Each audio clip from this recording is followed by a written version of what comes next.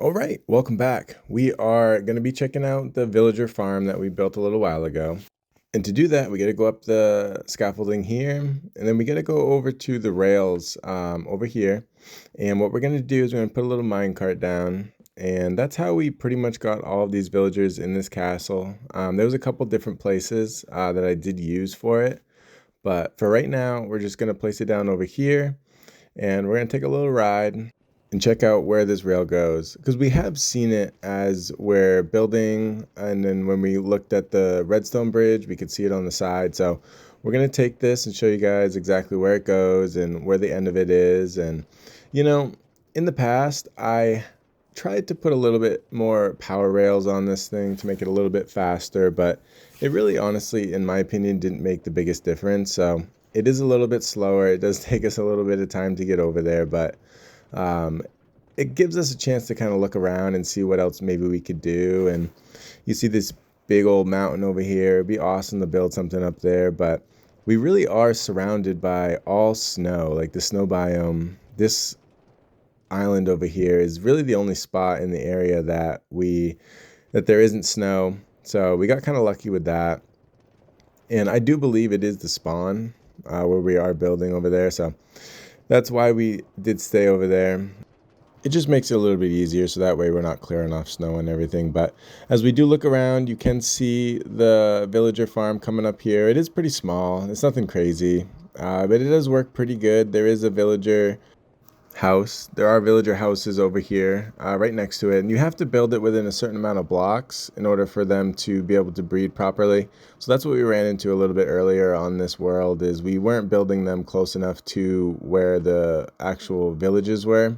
And we fixed it here though. Getting into it isn't too bad. You can see that they do have carrots to harvest, and that's what they need in order to trade and multiply. Looking at this chest, I haven't been over here in a while, so I just opened it up, and we do have a fortune hoe. And when I was playing a couple years ago, the fortune didn't do anything for the harvesting or the yield, so we haven't really done anything with it. We kind of just left it in here. But we are going to take a little nap so we can see them all run around and scurry around. And we will transport one just to show you guys exactly how I do it. I do know that you can use a chunk loader to put on the rails with them to go through, because if you just put the villager on the rail and send it, it'll stop wherever the last chunk that was loaded is, and then when you go on it, the villager will just be there kind of bouncing around on the rails. So I like to just do one at a time.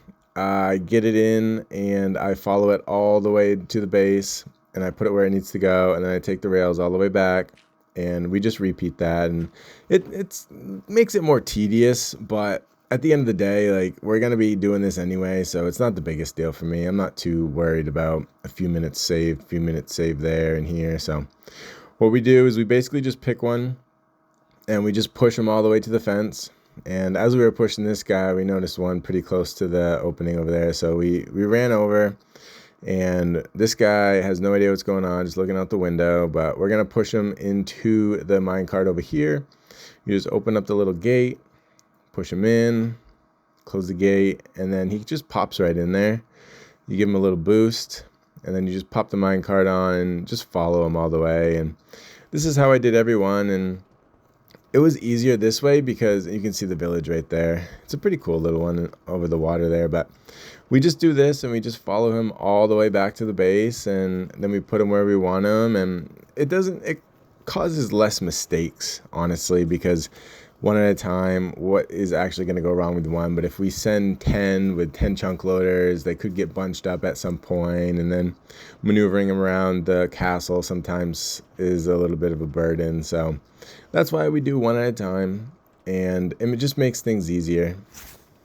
And again, I just wanted to show this little bit because I know I do have a lot of villagers in the castle, and I just kind of wanted to show people, if you had any questions on how I did get them in there or how things work, this is exactly what I did. Not the whole entire time. I'll show the other place that I took the villagers from, and it's actually 2 or 3 times as far. So it was a lot more tedious than this. But for here, this is what we do if we ever need villagers going forward. I think I really do want to put some villagers that buy raw flesh, because we did find that zombie spawner a little while back, and we can get a couple villagers over there and maybe do that from time to time, but this is basically all they do. They come right in the castle, and typically the road is set up to where when the villager comes in, he goes right into the place he needs to be. I'll kind of show you what I mean by that over here after I get the minecart off. He did end up being a blacksmith because I'm trying to figure out the blacksmiths downstairs. Some of them aren't resetting, and so I have a few extra stone cutters, but basically you just put a piece of track there and connect it all the way over here. And you can see this guy led right into that little hole, but the next one would just extend and go right next to him and plop him in there. So it does make it a little bit easier. We're not really sure what we're doing up here yet. I kind of wanted to make it into a storage level because we are running out of space with the granite, andesite, and diorite chests that we have downstairs. So we're going to take a little look at that. We might play around with some of the granite and all those other ones and see if we can maybe make something look a little bit functional. This level 2, obviously we don't have any lighting, and I'm not really sure what I want to do with all these different levels that we have in the castle. We kind of just built it, and we were going to go back through and take another look at it and figure out what to do. And I do know that storage is going to be a big issue, so mainly these floors might just be storage floors for ores and continuous mining. And we did end up finding a little wandering trader. They love to spawn over here, but I typically don't really buy much from them. Pretty much everything you can get from them is pretty easily accessible.